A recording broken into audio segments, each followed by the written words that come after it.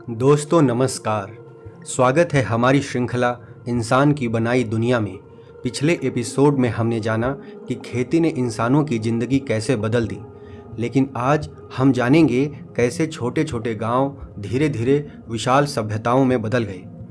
आज हम विशाल शहरों में रहते हैं, सड़कें हैं, बाजार हैं, सरकारें हैं, कानून है। लेकिन एक समय ऐसा था जब पूरी मानवता छोटे गांवों में रहती थी।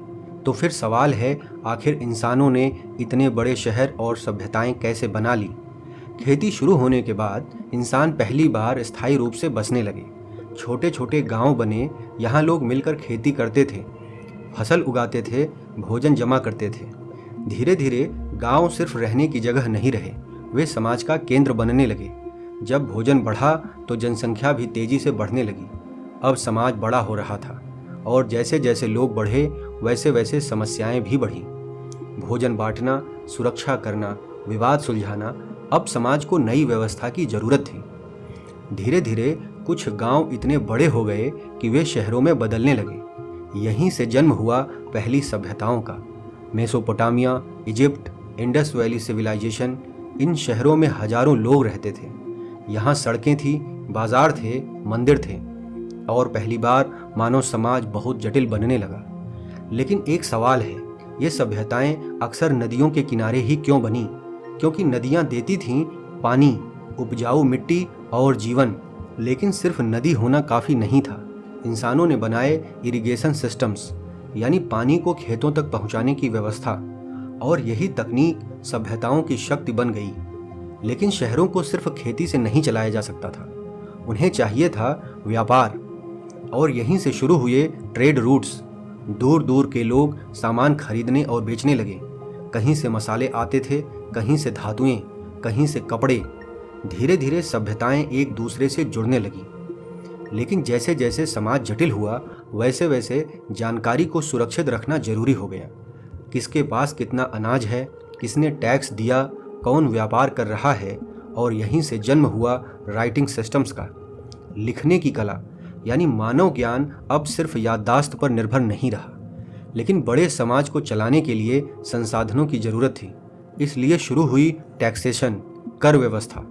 लोग अपनी फसल का हिस्सा शासकों को देने लगे। इसी भोजन और धन से सैनिक रखे गए, इमारतें बनी और प्रशासन चला। लेकिन जैसे जैसे समाज बढ़ा वैसे वैसे उसे व्यवस्थित करने के लिए लोगों की जरूरत पड़ी। और यहीं से जन्म हुआ ब्यूरोक्रेसी का, यानी प्रशासनिक व्यवस्था। कुछ लोग रिकॉर्ड रखते थे, कुछ कानून लागू करते थे, कुछ कर इकट्ठा करते थे और धीरे धीरे सरकारी व्यवस्था विकसित होने लगी। फिर कुछ सभ्यताएं इतनी शक्तिशाली हो गईं कि उन्होंने दूसरे क्षेत्रों पर नियंत्रण करना शुरू कर दिया और यहीं से बने एम्पायर्स, साम्राज्य। राजाओं ने विशाल सेनाएं बनाई, नई जमीनों पर कब्जा किया और पहली बार लाखों लोग एक ही शासन के अधीन रहने लगे। लेकिन बड़े समाज को सिर्फ शक्ति से नहीं चलाया जा सकता था, उसे चाहिए थे रूल्स, कानून। और यहीं से बने लॉ सिस्टम्स, कानूनी व्यवस्थाएं। अब अपराधों के लिए निश्चित दंड तय होने लगे।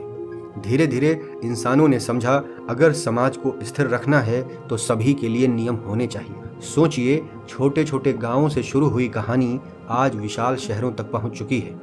लेकिन सभ्यता जितनी बड़ी होती गई उतनी ही जटिल भी होती गई। अब इंसान सिर्फ प्रकृति से नहीं लड़ रहा था, बल्कि समाज को व्यवस्थित रखने की चुनौती से भी लड़ रहा था। आज हमारी दुनिया सड़कों, सरकारों, व्यापार और कानूनों पर चलती है। लेकिन इसकी शुरुआत हुई थी कुछ छोटे गांवों से। शायद मानव सभ्यता की सबसे बड़ी शक्ति सिर्फ बुद्धि नहीं थी, बल्कि व्यवस्था बनाने की क्षमता थी। तो दोस्तों, आज की यात्रा में हमने जाना कैसे गांवों से शहर और सभ्यताएं विकसित हुईं। अगर यह वीडियो आपको पसंद आई हो तो इसे लाइक और शेयर ज़रूर करें और सब्सक्राइब करना न भूलें।